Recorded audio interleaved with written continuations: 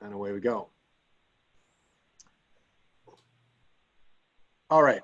I'll jump right in and share the screen for our deck for tonight. And like we've done the last few months, I'm going to jump around from the deck to some various links that I have open that are in the order of what you're seeing on the deck. So let's go back to the beginning. Welcome, everyone. This is our first ever August community meeting. We normally take August off, but we, as a board, decided that we would have an August meeting because we think there's a lot of information that is out there. And again, our mission is to inform. So we're doing this, and we're virtual. This is our fourth virtual meeting with no immediate end in sight. So we hope you're enjoying the format. We appreciate everybody showing up and spending your time with us on a Monday evening. My name is Eric Hoffman. I'm the president of the VNA for 2020, this banner year of 2020. I would like to do something that I meant to do literally the last 3 months and haven't been able to, but I want to give a shout out to our VP, Director of Communications, Robinson Holloway, for the fabulous newsletters that she has been writing, creating, and sending out to all of you. So Robinson, thank you. They're awesome. The process is she puts together a framework and we all review it and put in what we think might be beneficial, and she sends it, and they've all been great. So thank you so much for doing that. I hope you guys all enjoy seeing those. And so if you have things you want to see in the newsletter, please. Yes, email us. Photos, stories, anything. Yep, email us here, info@jcvillage.org. There are a few of us that receive those emails and have been really good about responding to those. So yeah, kudos. Oh, look, Joe Vita is back on track, my wingman, in the chat. Thank you, Joe. All right, so our agenda for tonight, COVID-19 updates. There are several. We'll be jumping through a series of tabs. And again, we're going to make all of this available on our website. Census 2020, we are just going to talk about our abysmal performance as a city relative to the number of people that have filled that out. JC MASTERPLAN vision, the surveys that I was briefly discussing a minute ago, the Jersey City Municipal Utilities Authority flood mitigation projects. Again, there's a PDF we have received from the city that outlines all the projects and locations that they will be working on. We will post that on our website so that everyone can see that. We're gonna have a fun little discussion as a development case study for a property right back here on Colgate, 98 Colgate, just catty corner from PS5. And that is a kind of what we don't ever want to see happen again case study. And then quickly virtual meeting updates for the month, and then an open forum. So let's jump right in. COVID-19 updates. So first on the list is the Tableau. Again, with the Tableau, that is the website that the city has put together that is strictly cases in Jersey City. So you can see from this clearly, you know, we flattened the curve. It's continued to flatten, which is great. But a couple of spikes in mid-July. But, you know, as you know, New Jersey as a whole, we are paused in phase 2 of reopening. So we were moving forward at a good clip. There have been some spikes in cases, which as you can see are not a result of activity in Jersey City. But in the state as a whole, the governor has put a pause on phase 2 before we can reach the phase 3 of reopening. And this is an outline of kind of the road back, which talks about, oh God, I'm sorry, 1 second.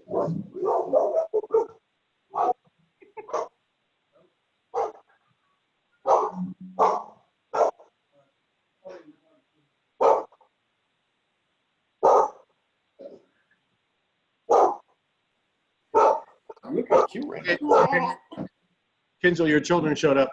All right. Okay, so these are the 6 principles that need to be followed in order to, you know, move forward to get to a final kind of, you know, reopening, world normality, whatever that might be, which include, of course, testing, contact tracing, quarantine, and then, you know, when we get to 5 and 6, it's you know, economic restart and resiliency. So On the testing aspect, we had some questions about this last month, so I want to show this document here, which does talk about what we talked about last month, where in the Marin Boulevard location at the Public Safety Headquarters building is only doing the nasal swab. That's the diagnostic, the PCR test. And we will post this document as well. But this is a city document that shows, all the locations and which tests you can receive.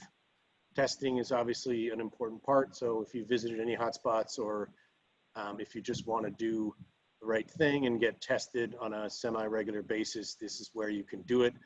It's CityMD, Quest Diagnostics, PromptMD, but this is the free one from the city, which currently is at the Public Safety Headquarters and at Genesis Diagnostics on Manila.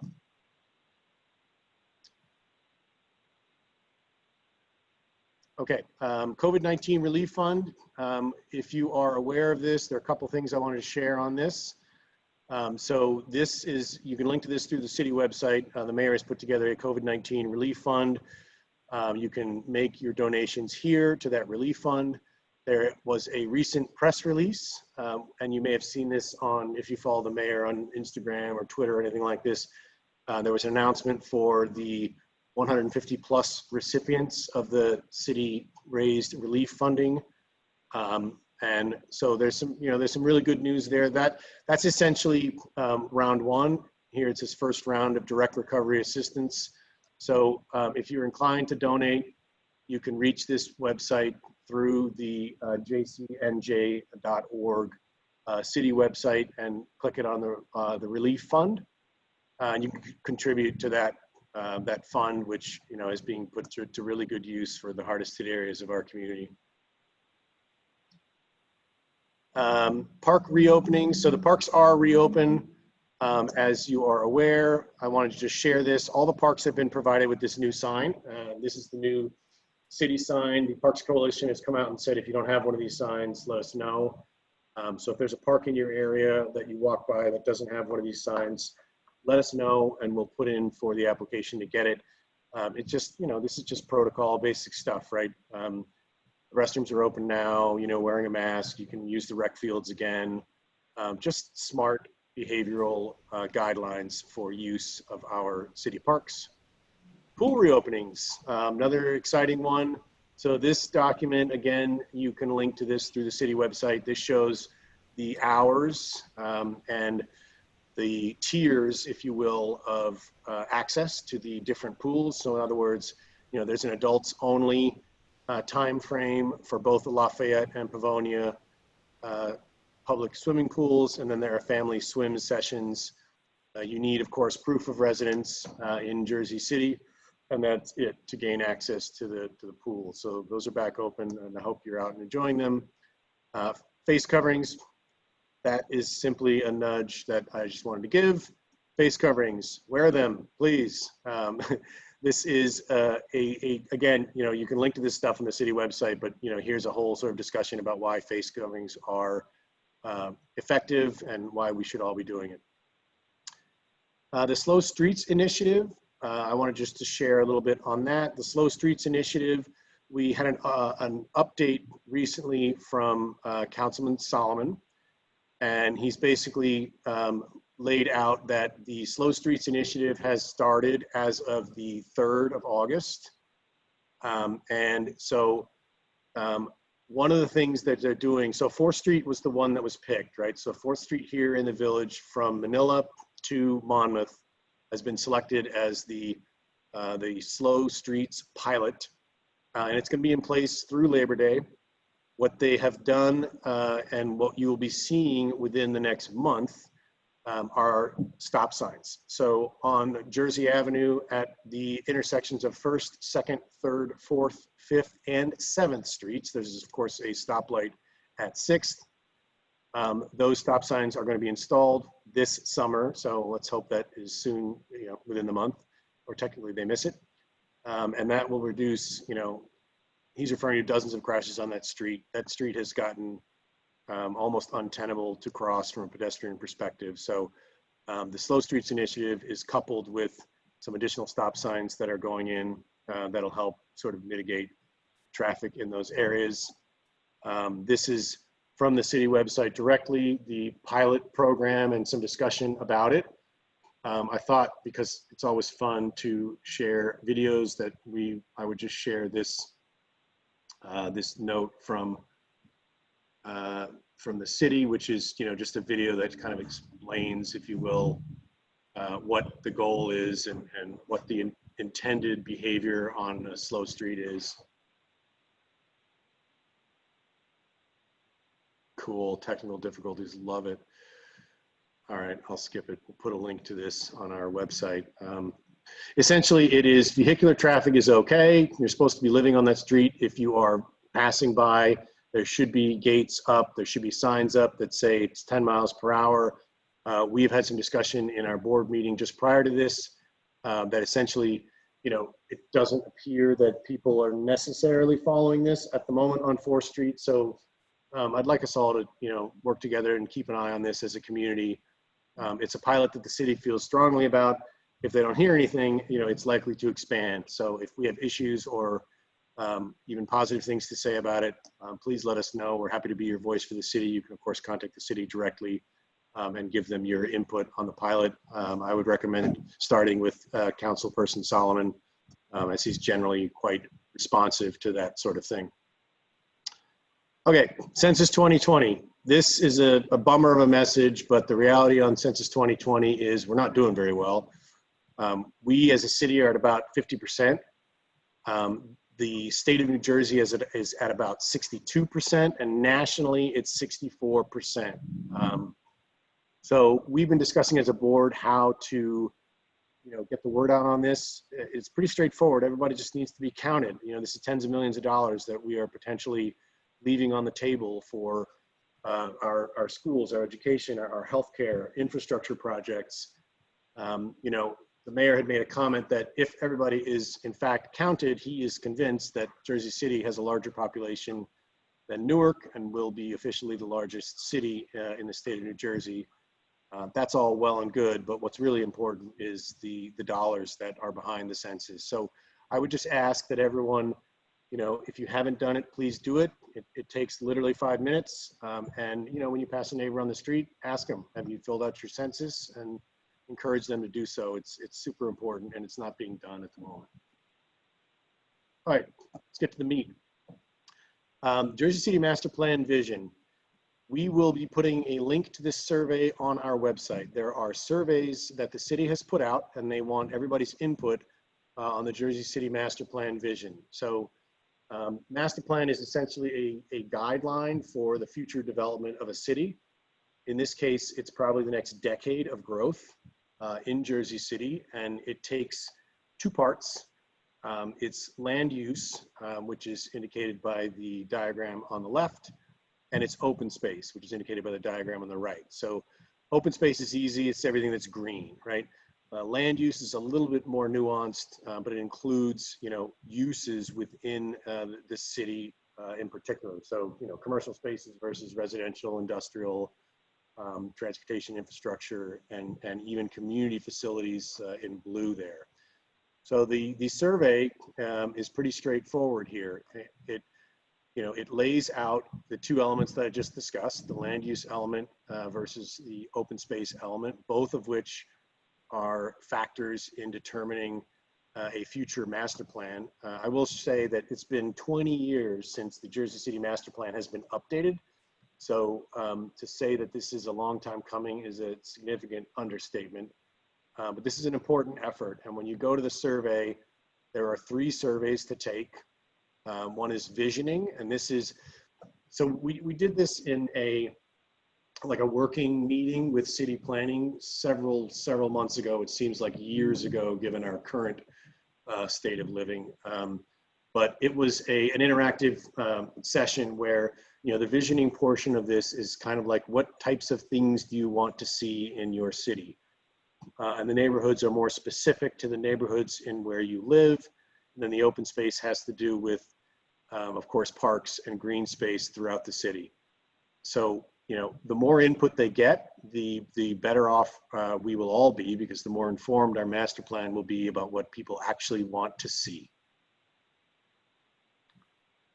I actually never did mute anyone on here, so by all means, if you want to jump in, please do. Any questions, comments, or anything that you want to talk about before I move on?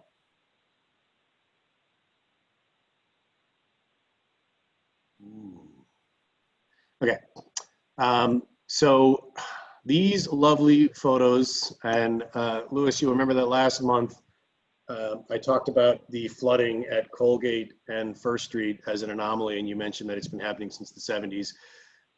The top left and bottom right are photos that I took just a couple of weeks back that show the canoe-like scenario, and these are other photos that were taken. This is Healy's Tavern underwater. Yeah. So it's been like that for many years. Yeah. So this is bad, and it's not getting any better. And we have, of course, been providing our own input. We're banging the drum to try to get, the city to do more work. Councilman Solomon and the mayor, they were receiving, emails from the community that located specific intersections and areas that were problematic. You should have seen the JCMUA vehicles out doing the catch basin cleaning, which that's great, but it's really a stopgap measure because ultimately, cleaning of catch basins assumes that once they're clean, the infrastructure has the capacity to handle the water, and it just clearly does not. So we received this document from the city, which shows all of the flood mitigation related projects that the city is undertaking.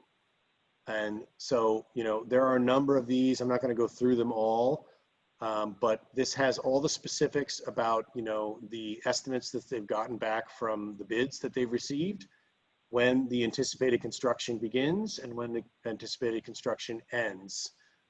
So I'll just scroll down quickly. These are some West Side areas. There's Carteret Avenue, York Street between Van Voorst and Brunswick. There are a lot of areas on here. There's nothing in the village that's coming up anytime soon. So that's a bit of bad news. I think we should, as a community, continue to, call out areas like Marcellus back by PS5, like First Street and Colgate, and any other areas that we're seeing where there's significant flooding that didn't used to be this way. I have to feel like, irresponsible construction projects that allow drainage of, mortar and dust and, sand for paving to just infiltrate the sewer system are problem number one. Problem number two is, the ubiquitous nature of trash throughout our neighborhoods and our streets. Even just up and down on First Street between Coles and, Monmouth and Brunswick are pretty bad. So, none of this is really helping any of the issues that we have relative to flooding. So I would just ask that everyone please remain vigilant. If you are able and willing to clean up your area, your block, your house, one to the left, one to the right kind of thing, it's really going to help. So again, Kristen, I know you were curious about this, so we'll share this. It's the numerous projects that are being undertaken by the city. You can see they're cast pretty far out there as I get further down the list, not intending to start for another couple of years. I will also say that the mayor announced that the municipal budget is being released this week. So that's something that, we should all keep an eye on. Again, in typical sort of politician fashion, not that I'm, suspicious of Mayor Fulop, but it's just, we have another budget that is going to result in a zero tax increase. At some point, that's probably not the best idea, but that's just me. Won't editorialize any further. I just wanted you all to be aware, and let's keep an eye on that municipal budget when it's being released. And these flood mitigation projects that are on the docket, they don't include some of the ones that we've all been talking about. All right. So any questions, comments up to that point? I was going to comment on the sewer thing, Eric. I just think, unfortunately, I just think it's the infrastructure. No matter what we do downtown Agreed. here, it's always going to be that way. Like I said, my wife is actually like, she's a real native. She grew up in, was born and grew up in this neighborhood. And since I came to this neighborhood in 1983, 84, somewhere around there, I've always seen that corner flood. And they said, they've said it's flooded since we were kids, So I just think it's just something that the system can't handle the water, especially coming down. Somebody said it's something, could also be the water rushing from down up on the island, that section of Jersey City up above us. Yeah. That higher point. So I just think it's going to be a problem until they really somehow figure out a way to, fix the sewer system. I just don't think there's any other way around that, unfortunately. I agree. It's generations old. It's not equipped to handle this level of density. I think there are some real infrastructure concerns that we have in the city. So Absolutely. I think you're right too when you said about the development, right? I just think that's kind of made it worse. That has made the problem even more exacerbated than it was. Yeah. Jim, do you have a comment? Yes. You're muted, buddy. I did hit. Oh, you did it again. Okay, there we go. No, I just wanted to say that for our building, because of all the development around us, 4th Street, in order to put in 202 Marcellus and 333 Newark, which are adjacent to each other on 4th Street, they had to basically take the existing sewer pipe and rebuild it. And I looked at it and it was at least 100 years old, and they rebuilt it. And before we would have slight flooding problems, and even in this massive rain, we didn't have any on our street. So I think a lot of the infrastructure is just that literally the pipes are just ridiculously old. I wonder, I'm just thinking out loud here, but I wonder if this isn't something that we start to kind of, bring to a higher level. In other words, we've always had discussions about developers seeking variances and, what is the demonstrable benefit to the community. We talk about things like green space, affordable housing, but I wonder to what extent we don't try to engage the city to see if we can't leverage, some of these massive new developments that are coming in and sort of, getting them to contribute, to the infrastructure repair and or replacement in those particular neighborhoods. It seems like if they're going to take, a couple of single family homes and turn it into a 20-unit project, you owe us something that is going to make that a sustainable endeavor. Right, and I want to add also that White Eagle, the sewage couldn't be handled from the existing infrastructure, and so Ben LaPiccolo had to spend 25 grand, and they have a holding tank that kind of holds it back for a while and then sends it forward. And the city, to me, it's insane. Yeah. We're relying on private entities to dispose of their sewage. Well, it's interesting too, because, the building that I live in was developed by Neiman Neely of Gotham West. And we have a massive fire pump system in our basement.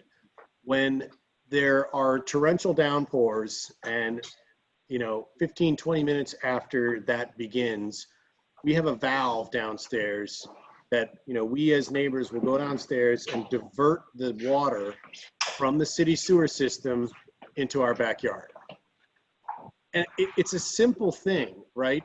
But, it's like, if you think about that as a compounding strategy, if more buildings were designed and built in such a way that there was either holding of the water or diverting of the water out of the city sewer system, you know, we could slowly start to chip away at this, because it doesn't seem like a problem that's getting any better. And when you really scroll through that list of JCMUA projects, you know, it's a little sad, right? Because you look 4 or 5 years out and there's nothing on the docket for this area.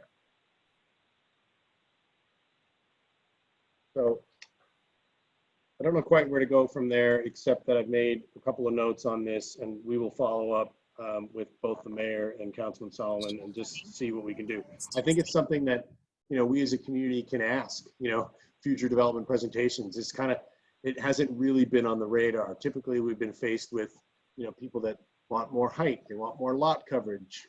And, you know, we're fighting them on that. We want them to adhere to the R5, but, you know, even an R5 project as of right doesn't take into account to the compounding effect of density, you know, relative to the infrastructure that the city can handle. Eric? I would ask anybody who's filling out the master plan surveys to also make a note of that, like, you know, infrastructure and stormwater. So Yep. that's something that we can make a note for the master plan surveys.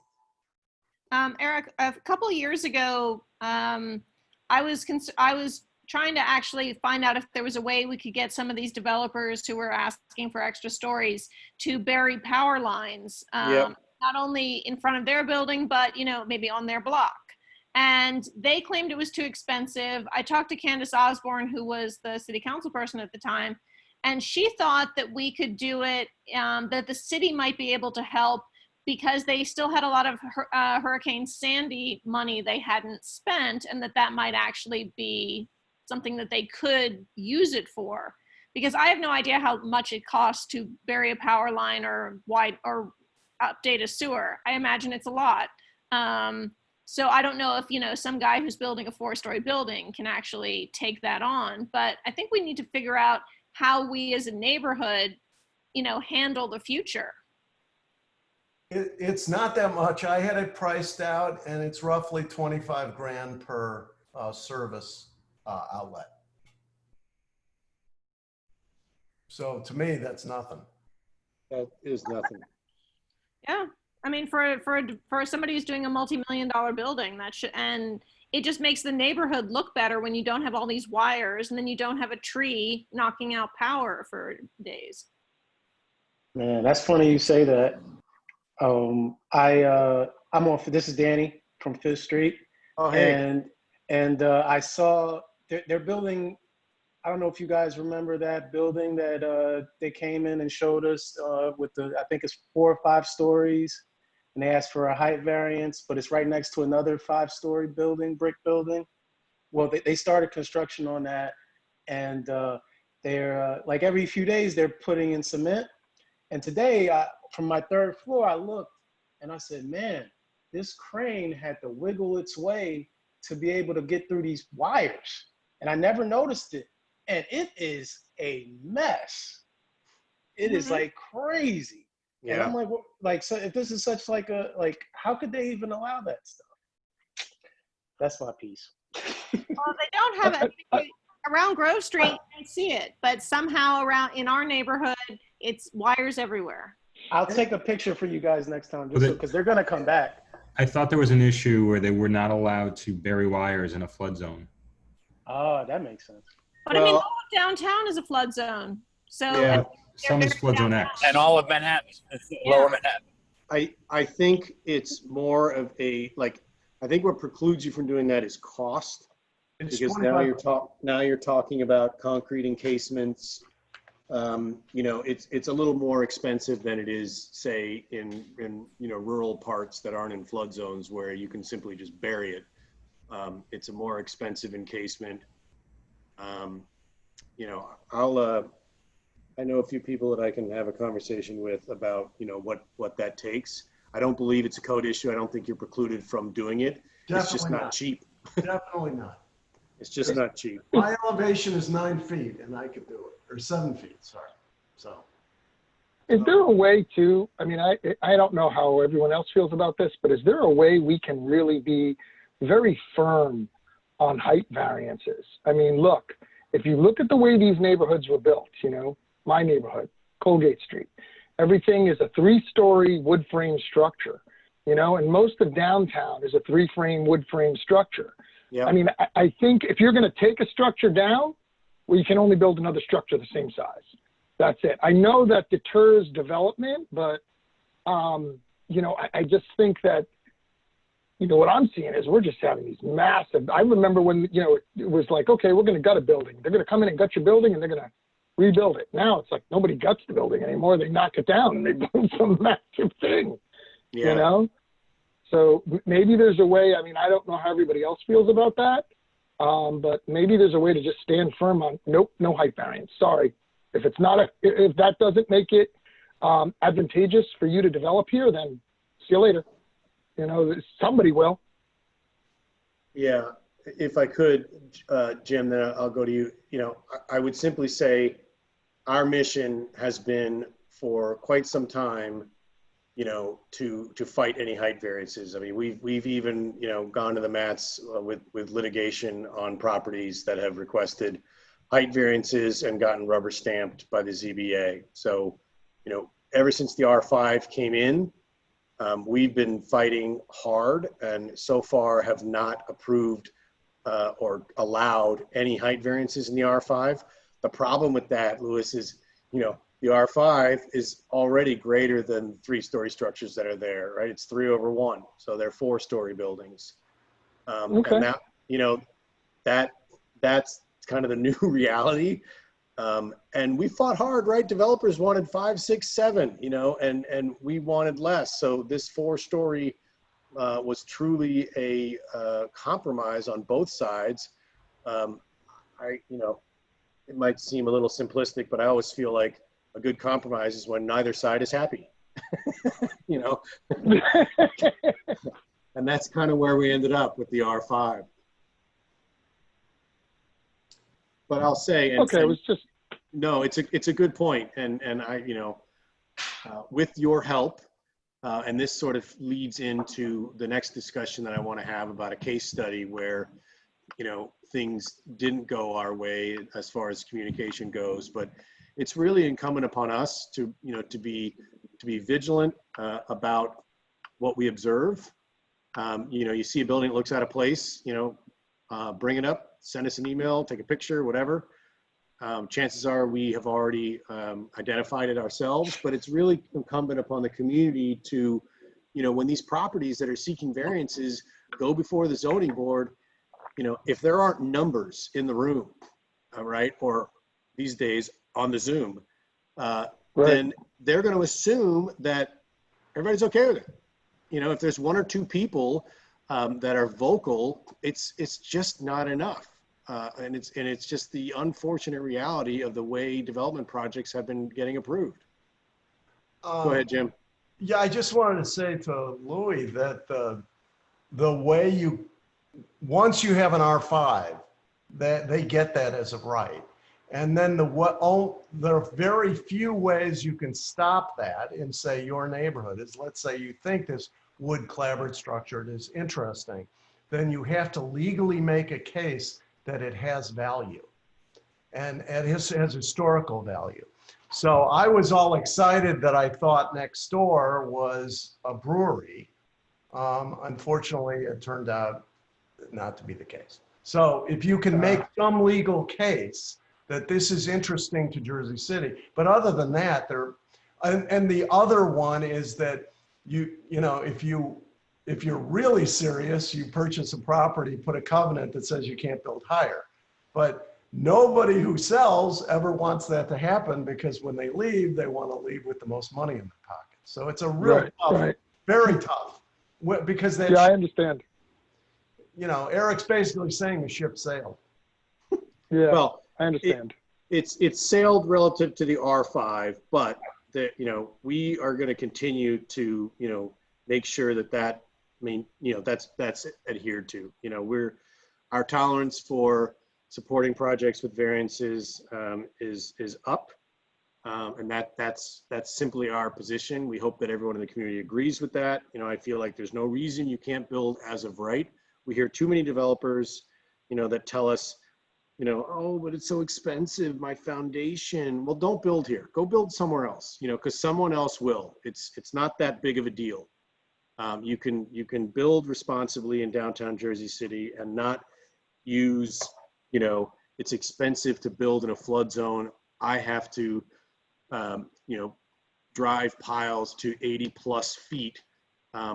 I'm sorry, then do your pro forma, you know, before you buy a property. It's just that simple. It's not like any of these things are unknown. You know, we experienced this with, you know, Peter Mako, you know, more recently, where, you know, we were told, you know, there's no way I would have ever known that it was so windy on the 10th floor of 333 Grand Street. And boy, when we got up there, we realized, shucks, we got to build an enclosed 10th floor. You know, wasn't approved, but it's just too windy. Like, this is the kind of mentality that, you know, we need to continue to fight. Sorry, I couldn't go a meeting without mentioning Mako. No, it's okay. Okay, so I wanted to just get into this as a development case study. You know, again, the message here with 98 Colgate is twofold. Number one, there was a complete breakdown in communications between planning and the Village Neighborhood Association and the community as a whole, right? As far as notifications about administrative amendments. And what happened with this property is there was a set of plans in 2015 that predates me as being on the VNA board. But from what I understand from all of my colleagues is, you know, this is a property that it didn't receive glowing support, right? There was opposition to the project that was presented in 2015. That project, again, lack of numbers down at the Zoning Board of Appeals, you know, uneducation relative to the zoning board members, right? And they're just sort of rubber stamping everything. This is the days of the R1, right? Where, you know, developers were asking for lots of additional stories and they were just getting it. They were just getting it outright. You know, fast forward to today, we've got the R5, we're fighting hard for it. You know, the word's on the street. You know, if you go against, you know, the VNA, chances are we're gonna go, you know, and do what the city should never have allowed to happen in the first place, and we're gonna fight that approval. We have done that on a couple of occasions, and, you know, we've still stalled certain projects. You know, we've had some real successes with that, but this is a case about the R1 and a project that was approved in 2015. And I just want to show you here, if you can see my screen, I've got it split, okay? So on the left-hand side is the Colgate Street elevation for the project that was approved in 2015. And interestingly enough, you know, if anybody has seen a recent post on SeeClickFix that called out this property for looking egregiously tall, they weren't wrong. We were about 2.5 weeks ahead of that realization when we saw the framing going up. And the framing was alarming because we caught it when they were framing the 4th floor. And hang on, I'll get into this because I know it looks like there's 5, but they were framing the top of the 4th floor and then started to frame what looked like it was going to be a 5th floor. So on the left-hand side is the property that was approved in 2015. It is a 4-story building, and the 4th floor was set back. So they included these renderings. You can see these axonometric renderings that show the intent of the property that was approved. Now, when we caught the framing issues and pinged city planning and said, what's going on with this property? We were sent a new set of plans. Oh, no. That 2015 set was not what, that's not the latest. This is the latest. So there's a couple things that are really wrong with this. And, you know, I'm an optimist by nature. So I want to say that I believe that we have much better communication with city planning. We've developed a new protocol. And we as a board prior to this meeting decided that we were going to pen a formal letter that uses this case study as an example of what can never happen again. In other words, any amendment whatsoever to an approved plan in the village, we need to know about. And what's really more startling about this project is if you look, so in language of architectural drawings, you know, when they bubble something, as they've done here, that indicates a change from the previous set. So you'll notice, you know, they bubbled the window, right? And they bubbled the bulkhead, okay? But the real problem here is those aren't the only changes to these plans, right? The biggest issue is sorry, I'm messing up my split screen navigation here. Here we go. The biggest issue is the perceived height of the building. And the perceived height of the building is, you know, I'm going to say it's significantly different from one to the other. Now, the first set, you'll notice if you can see here, and if not, I'll just read it to you. So base flood elevation is listed as 11 feet. The finished floor of the first floor is listed as 3 feet, right? So then you come to the quote unquote current set of plans and you realize, yep, base flood is still 11 feet, fine. Now the first floor, finished floor is at 7 feet. So there was a 4-foot increase to the height of this bottom floor, which does not count as a story because it is the you know, the number of stairs, as you well know, based on your base flood elevation that you are permitted to get up above. And so the actual height of the building doesn't count until that point. Now, yes, it adds to perceived height, but the issue here is somewhere between the 2017 set, which is the date of the set on the right, and the 2015 set, which is the date of the set on the left, is there had to have been something in between, because you'll notice the stairs. So the property on the corner of Colgate has stairs that are perpendicular to the sidewalk, just as is shown here. And they get you up to 3 feet to the first floor. Well, when they went to the 7 feet, you can't fit that, or literally the staircase run would start in the street. So they turned it sideways. It runs parallel to the face of the building. You get up your 7 feet. So there, right away, there's a 4-foot increase in the height of this building that we were never made aware of. And in addition to that, sort of salt on the wound, not only is there a 4-foot increase, but on the right here, what you're seeing is referred to by city planning and, you know, by all rights of Jersey City codes, an administrative amendment. And the administrative amendment is for the stair bulkhead. So this piece here, that when you go look at this property is what really makes it look massive, is simply the roof and sidewalls for a stair, which allows access to the roof deck.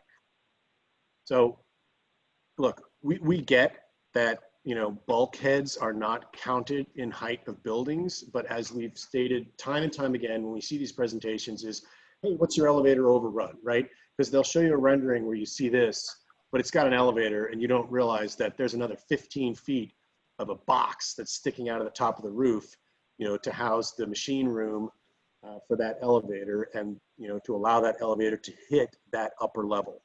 This is the same case here. So there's no machine room adding additional height, but there's a stair, there's a bulkhead. Again, it doesn't count to the city as height, but it sure as hell counts to the neighbors as height because this project looks massive. What else do I want to say about this? Oh, you know, I mean, this again, this is a case study in what not to do, right? We're disappointed by the outcome of this. You know, we had never seen these plans. There is something very disingenuous that is happening with the way this was measured. And I wonder if this didn't just kind of get missed. But if you look at the original building, so you see this dimension string on the left-hand side, that's right here on the right of that drawing. It goes from the curb height, the sidewalk level, and it measures to the top of the guardrail, right? So if you're looking at this plan, you say, hey, how tall is this building? You'd say, oh, it's 46'6". You look at this plan and you notice, take that same dimension string that is purporting to give you the height of the building, there is that dimension string. It stops at the level of the roof of the 4th floor. It does not go to the top of the railing. So you might look at these two projects and say, oh yeah, I got 46 feet 6 on the left. I've got 47 foot 6 on the right. No big deal, approved. When in fact, it's completely disingenuous. They're totally different metrics that are being used. There have been 4 feet of additional height added to this building. Totally, you're totally right. Right, it's bonkers, man. So look,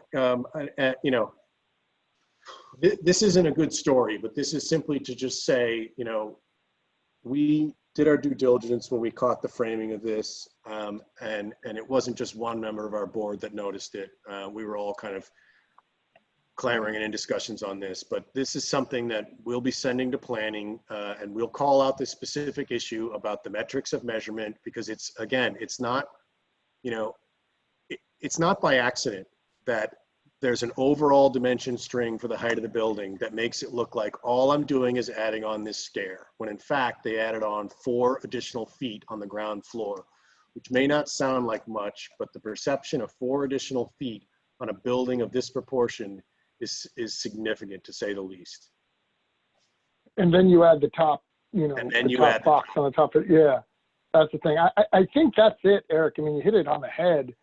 There has to be like some standard of metrics, right? What are the guidelines, right? And you can't stray from the guidelines. So if you say that your first floor starts at X, well, you just can't come back and say, oh, well, it's starting at 4, right? What is that? What is that? Like my house, you saw me paint my house. It's about 2 feet that I had to paint on that foundation, Yeah. from the bottom to the top. I mean, there needs to be some kind of guideline, maybe saying that's as high as the foundation can be. So, Eric? Yes, sir. Could it be as simple as, when they're proposing a project, I get a certified mail. Can we demand of the city that the VNA get a certified mail for not just the project, but for every amendment? Because then at least we get to have you or someone of your type look at the plans. Yeah. And we'll know when it happens. You mean like another Swiss person? Yeah, as like another person, because the reality is that I don't know what the law is, and if someone does, please chime in. But I know on the project, I get a certified mail, and that's when I get really serious. Yep. And then, but I don't remember ever getting one for an amendment. So because you didn't. Okay. So we should demand that. Agreed. That not just every person get within 200 feet, but the village itself and every amendment. Yeah. Were you able to stop that? Or are they letting them proceed with the extra 4 feet? It's the latter, because again, according to city planning, the set of plans that you're looking at on the right are the current approved plans. So, much to my chagrin, after taking photos of the framing, we were sent this set of plans, and it shows exactly what's being built. So would the people across the street have gotten the amendments? I don't know. It's a question we need to ask. I honestly don't know the answer to that, Louis. Because that property is the old Calicerto property, and the people across the street are the Capolis. And I remember Larry complaining about this property about maybe 2 years. 2 years now. That's when he first said they were gonna build like a massive building there. And I'm like, really? So I think Jim's thing about sending it to the VNA, not just his idea, is a good one. Not just the people in the area. Like, for some reason he didn't fight it, or he didn't bring it to the VNA's attention, or whoever, right? Right. But if the VNA gets it directly, like Jim said, then it's visible. There's awareness. I'm not convinced it even existed we'll help try to get to the end of that. If you still have any dialogue with them, it's worth asking. But I have a hunch that when we ask city planning this directly, the answer we're going to get is we don't do that for administrative amendments.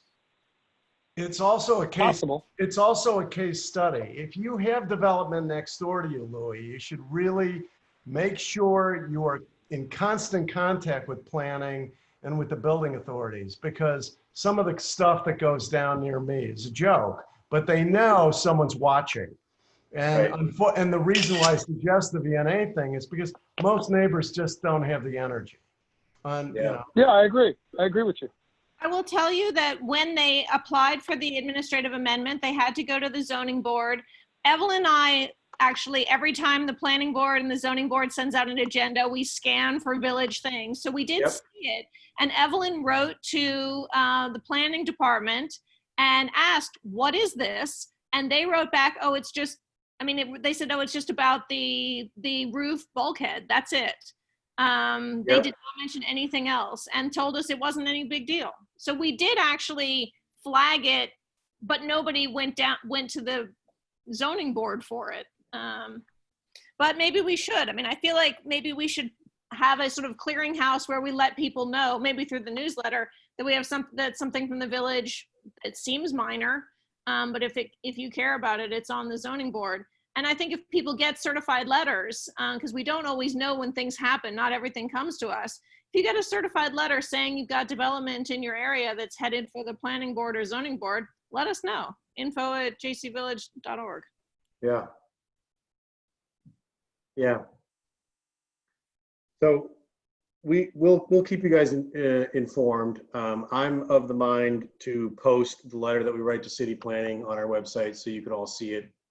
We are obviously, a transparent organization, and I think it's important that, those of us that take part in these meetings obviously care about our community. We care about development. We care about this kind of nonsense, and it just can't continue.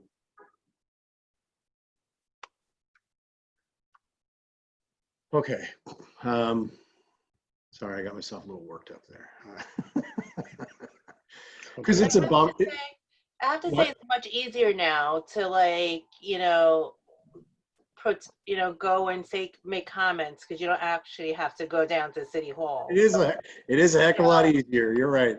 It's so much easier for anybody who wants to make a comment about any development to call in. So, that's a plus. Yeah, agreed. Okay. Well, we're at the tail end here. I thank everyone for participating. I want to just give our virtual meeting updates. Again, none of this stuff is secret. If you go into your web browser and you type in jcnj.org, you get to the city website, and the full calendar of meetings is here. It's always on the front page. You'll scroll down and you will see this calendar. So here we are today. There is a council caucus meeting, which of course those are not public per se. You're not allowed to make comment. That simply sets the agenda for the city council meeting, which is happening this Wednesday, the 12th. This is actually a very busy week. So tomorrow, the planning board meets. We've all scanned the agendas. There's nothing in the village. But again, those are always sort of interesting to take part in. City council meeting is on Wednesday, and the ZBA, the Zoning Board of Adjustment, is meeting on Thursday. So when you click on these meetings, you get to the page that has the agenda. So while there are certain things about the city website that are very much an Alice in Wonderland rabbit hole, this kind of stuff is pretty straightforward. You can click on the meeting, you can click on the agenda, and when the agenda pops up, you can scroll through and you can look at every property. We can see that Jacqueline Fulop is applying for a C variance for building coverage and a rear yard setback for a minor expansion of residential space through deck enclosures. If you're interested in seeing what the mayor's up to, you can check that out. But this is all on the city website. Again, These are the meetings that are coming up. Planning Board, City Council, ZBA we talked about. The following week, a week from tonight, Historic Preservation Committee is meeting. And when you click on those agendas, as I had just done a moment ago, you'll see that, in fact, shoot, I'll let it go away. When you click on the agendas, the beginning of those agendas are instructions on how to join the meeting, including the link to the Zoom meeting and instructions on how to raise your hand when you want to make comment. Right, so at this point, I want to say thanks. We're a little short. That's probably because the mayor or councilperson Solomon aren't talking, and it's just been me. I will be quiet and ask if anyone wants to talk about absolutely anything. We are in the open forum section of our meeting. I have a question. Was there? Oh, you first. Oh, go ahead. Oh, are you Okay, sure? you Go ahead. first. You go. I'll wait. Okay, thanks for being a gentleman.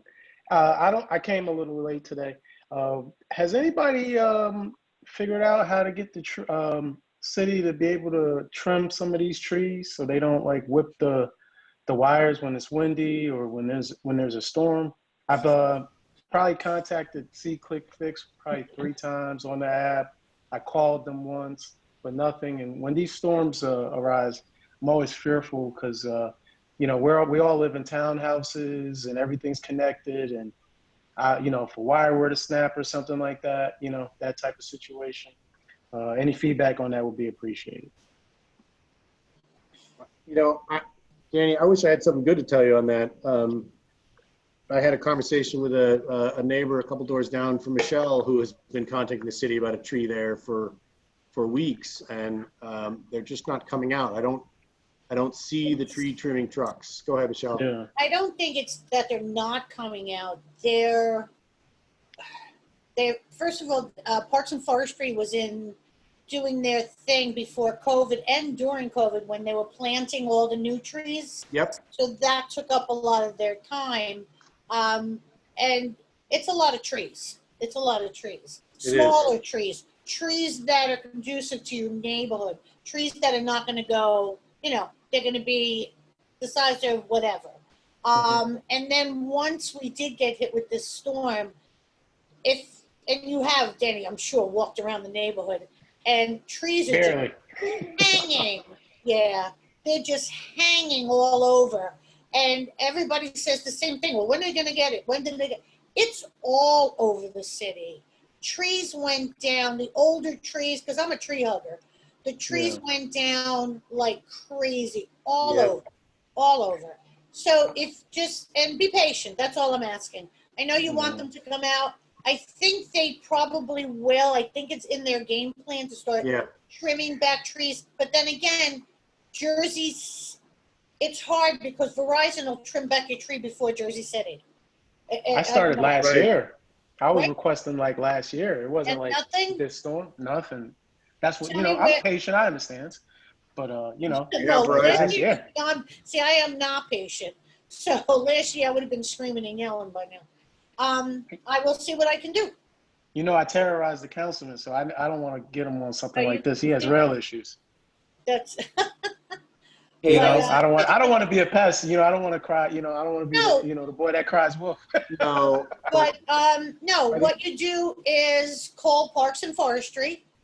We have a new forester. We have 2 new ones, and they've the one that have been going around and planting the trees and basically saying what trees should come down because it's so old that it's going to fall down and hurt somebody. And which trees should be trimmed back and forward. That is his job. I'll forward Eric the number and you can give them a call directly. We can call together if you want. And, you know, I have a good relationship with them. So yeah, of course. Thank you so much. I'm just worried that it's going to snap and everybody's connected. So if something catches on fire, you know, everybody's. Like, I didn't know be a domino effect. Yeah. Hey, I was not aware of any of what Michelle was just explaining, but we had a branch that broke. I forgot when. I think it was like maybe a year ago or so. and that was leaning on a wire. We called PSEG, and they came and took care of all of it within, I don't know, 2 weeks, or not even 2 weeks, like maybe a week or so. So maybe that could be an option too. Hmm. Hey, I just want to chime in. I know on the sidewalk, like we had to get rid of the branch ourselves. They trimmed and left things there. Right. Mm. I would just want to chime in on that. I know that sometimes like you can get PSE&G and other companies out there quicker. They generally aren't trained foresters though, and they will hack trees to death because it's in their best interest to just get them away from whatever they want. A good point. So it would be best if we could make them work together, like with our forestry department, and coordinate the efforts. Like that would be the ideal situation. And we haven't had someone who actually knew it. No disrespect to Parks and Forestry, but the forester is new. He's not even here a year. There's two. You know, the city, because of the coalition, the city actually went out and, you know, interviewed and hired 2 foresters because nobody actually knew their ass from their elbow. So these 2 guys have been, you know, they're trying to correct 25 years of damaged trees and, you know, termited tree, everything, and trying to preserve and put the proper tree in the proper, you know, hole. Yeah. So just give them a little time. And we're not allowed to trim them at all, right? I know also that's... I did. Go ahead, Joe. I trimmed the trees right in front of the park. Oh, because like I'm talking They about were hanging over the sidewalk. You couldn't even walk by them anymore. Oh yeah, I trimmed those because like I have like 4. I'm on the corner, so I have 4. But when we're talking about like height, you're not because I had somebody with someone with you know who was like doing work on my house, and he was like, we're not allowed to touch that stuff. So I was, you know, so I kept on doing see-click fix, but I don't know if I could change this so you guys could see it. It's technically, I looked this up actually. Per Jersey City Code, you are not allowed to trim anything off a city tree. Yep. So if we want to be like clear to the code, you know, if the city comes out and notices anything, they could say something. Great. Yeah. I'm on recording saying I did it. Okay, cool. Yeah. And I took one right out of the hole. So. But coordinating with that, I know Sustainable Jersey City is doing that tree mapping along with Parks and Forestry. That would be a good thing to get some more information on and see if there's some efforts that we can help him with that. However, the community can kind of pitch in to be of assistance, like because we have new foresters and they're still working to get caught up with a long history of issues. So if anybody wants to be a tree mapper, let me know. I'm a tree mapper. Just have to measure your tree outside in your block or whatever. Well, Michelle, you can add the one next to Mary Benson Park because unfortunately that tree gave way and got slightly uprooted during the storm. And that's an oldie. The city came out about 2-3 days ago, put a big dumpster down and took the whole tree down. Yeah. I know, I cried, Peter. I'm sorry, I did cry. That's a real shame. It was one of the most, it took a beating all these years. It stood tall, so it had to come down. There was no choice. You've seen it, right? The roots and everything. Yeah. Up the whole brand new sidewalk. Which pissed me off more, but that was really unfortunate. But we'll replace it with something more, you know, conducive to the area, hopefully. All right. As always, thank you everybody for participating. Again, you know, I know we say this a lot in these meetings, but info@jcvillage.org, that is your pipeline to us. We are here to, you know, advocate on your behalf for anything that you need, anything that you see, just let us know. Stop me when I'm walking my dog, whatever it takes. All right. That's Joe right now. We're all in this community together. Go ahead, Lee. I just had a quick question.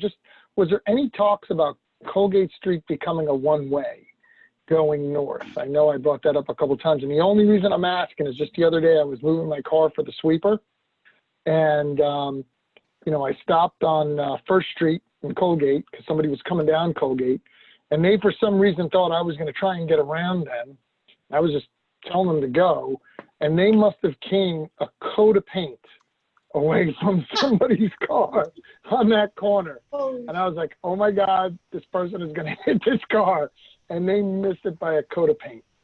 Because I guess, you know, they're just always thinking like trying to inch their way over so I can get through. And obviously I'm not going to try and get through, you know, just go and I'll go after you go, you know? Yeah. But just something to think about. I don't know how the rest of the neighborhood feels about it, but well, the last time that we asked these questions, you know, we were told that it's part of a huge master plan traffic study that's going on and being commissioned by the city, you know, as we speak kind of thing for the last, you know. Lou, you wanted to make it a one-way going from first to third. Third? That's what I thought, right? Because Brunswick goes south, right? So Right. I would think that the most logical thing would Colgate go north. And Mercedes is a one-way going south, the next block up. So that's what I thought. I mean, you know, I don't know what that does to traffic in the city, and I don't want to be the guy that says, hey, you know, my block is more important. It's the city as a whole. But I just think that Colgate Street is just, it's not a very wide street. It's not. I mean, it's no conducive wider to than the two-way others. traffic, no. Yeah, I don't see why we couldn't get a traffic study on it. Yeah, the problem is if you live on 3rd Street, you can't get out if Colgate becomes a one-way. And you get all the traffic coming over from Newark, comes down 3rd, or if they close 3rd Street, you know, east of me, you can't get out because 3rd Street would be the only access. I mean, Colgate, to be able to go over to 1st Street to get out and access Columbus is an important part. And with the school in session, if you can't make a right on Colgate, 3rd Street's never even going to move. So, I mean, there would be a difference. There would be a difference of opinion on that one. Those two blocks have always been the heaviest traffic coming out. Plus, you got the people who shoot down Newark Avenue, make the right on the Sealy's to make the left on 3rd to shoot out, or go all the way around and come out first. People start to get creative because they don't want to drive down Newark Avenue. Yeah. So they come down, they make the right on Mercedes. You know it, Lo. They make the right on Mercedes. They'll either shoot down 3rd or go around Mary Benson and shoot down. Yeah. 3rd. That's where, if they stop the right maybe on coming down there, that may be part of, you know, not such heavy traffic flow going down 1st and 3rd and making crazy turns. Right. And the other thing too is that traffic, sometimes people really speed like hell down Mercedes and then down 1st Street. I mean, that corner, sometimes people are flying down 1st Street. Yeah. The form has been submitted by the group here at the end of 1st Street for a speed hump on 1st, back by Crescent Court. Oh. Okay. I anticipate we'll be getting that, which will do something. Right. But let me just say that as a point of following up on that, I'll touch base with Councilman Solomon because he mentioned his traffic study the last half a dozen times we talked about this issue. So I'd like to just know what's really going on and what's the city's plan relative to, you know, safe streets and studies like this. Oh, I will say, I received an email recently from Laura Bustamante, who is Councilperson Solomon's assistant, or she works with him. And there is a Safe Streets coalition that they're putting together where they want a group of people to walk the village with volunteers and just highlight areas of concern. So as I know more, I'll send something out to see if any of you want to take a walk with me. I know Evelyn wants to be a part. Anybody on here wants to be a part? Michelle, I didn't even have to ask. So I'll let you know that maybe as soon as next week, but the city is putting together with all the neighborhood associations, you know, some volunteers to walk with their volunteers and flag things like intersections that need stop signs, speed humps, and stoplights. Great idea. So more to come on that. Sure. All right. If I would do it, just let me know by email or something, just so I can, you know, schedule accordingly if you need someone. Will do. All right, everybody. Have a good evening. Thank you. Have a good evening. Bye, Stay Thank safe you, out everyone. there. Bye, everybody. Right. Good night, everyone. Good night.